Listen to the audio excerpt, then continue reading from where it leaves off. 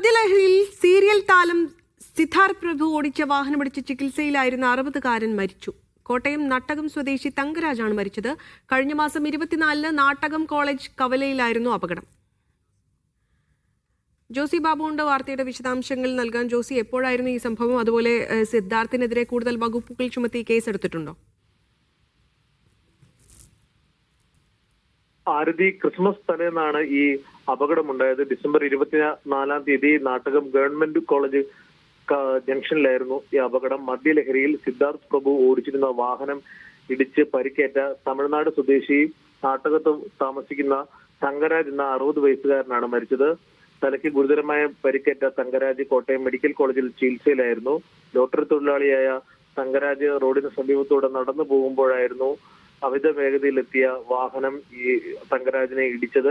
മറ്റു വാഹനങ്ങളിലും കാർ ഇടിച്ച ശേഷമാണ് ഈ കാർ നിന്നത്. തുടർന്ന് വലിയ സംഘർഷത്തിലേക്കൊക്കെ കാര്യങ്ങൾ പോവുകയും അതിന്റെ ദൃശ്യങ്ങൾ പുറത്തു വരികയും ചെയ്തിരുന്നു. ഇയാൾ മദ്യലഹരിയിൽ റോഡിൽ കിടക്കുകയും പോലീസിന് നേരെ പ്രതിഷേധിക്കുകയും നാട്ടുകാർക്ക് നേരെ ആക്രോശിക്കുകയും ചെയ്യുന്നതൊക്കെയും കാണാമായിരുന്നു. സിദ്ധാർത്ഥ് പ്രഭുവിനെ അന്ന് മദ്യപിച്ച് വാഹനം ഓടിച്ച കേസിൽ അറസ്റ്റ് ചെയ്ത് പിന്നീട് ജാമ്യത്തിൽ വിട്ടയച്ചിരുന്നു. ഇനി ഇദ്ദേഹം മരിച്ച സാഹചര്യത്തിൽ മനഃപൂർവ്വമല്ലാത്ത നരഹത്യാ കുറ്റം ചുമത്തി കേസെടുക്കാനുള്ള സാധ്യത ആണുള്ളത്. അതേസമയം ഇയാളുടെ ലൈസൻസ് മോട്ടോർ വാഹന വകുപ്പ് റദ്ദാക്കിയിരുന്നു. ഇപ്പോൾ മെഡിക്കൽ കോളേജിൽ നിന്നും ഔദ്യോഗികമായി ഇന്റിമേഷൻ ഈ അപകടം നടന്ന ചിങ്ങവനം പോലീസ് സ്റ്റേഷനിലേക്ക് ലഭിച്ചിട്ടുണ്ട്. തുടർ നടപടികൾ വേഗത്തിൽ ഉണ്ടാകുമെന്ന് പോലീസ് അറിയിച്ചിട്ടുണ്ട്. എന്തായാലും 24-ാം തീയതി ഉണ്ടായ ഈ സംഭവം വലിയ മാധ്യമങ്ങളിലും സോഷ്യൽ മീഡിയയിലടക്കം വലിയ ചർച്ചയായിരുന്നു.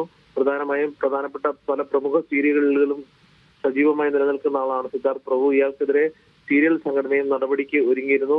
എന്തായാലും ഇപ്പോൾ ഈ അപകടത്തിൽ പരിക്കേറ്റ തങ്കരാജ് മരിച്ച പശ്ചാത്തലത്തിൽ കൂടുതൽ പോലീസ് നടപടികളും അതോടൊപ്പം തന്നെ സംഘടനയുടെ ഭാഗത്തു നിന്നുമുള്ള നടപടികളും ഉണ്ടാകും. ഇയാളെ ന്യായീകരിച്ച് ചില താരങ്ങളും രംഗത്ത് വന്നിരുന്നു. എന്തായാലും ഈ കഴിഞ്ഞ കുറെ ദിവസമായി കോട്ടയം മെഡിക്കൽ കോളേജിലെ അതീവ ഗുരുതരാവസ്ഥയിൽ ചികിത്സയിൽ കഴിയുന്ന തങ്കരാജിന്റെ നില വൈകുന്നേരത്തോടു കൂടി വഷളാകുകയും മരണം സംഭവിക്കുകയുമായിരുന്നു. നാളെ പോസ്റ്റ്മോർട്ടം നടപടികൾക്ക് ശേഷം മൃതദേഹം ബന്ധുക്കൾക്ക് വിട്ടുകൊടുക്കുമെന്ന് പോലീസ് അറിയിച്ചിട്ടുണ്ട്.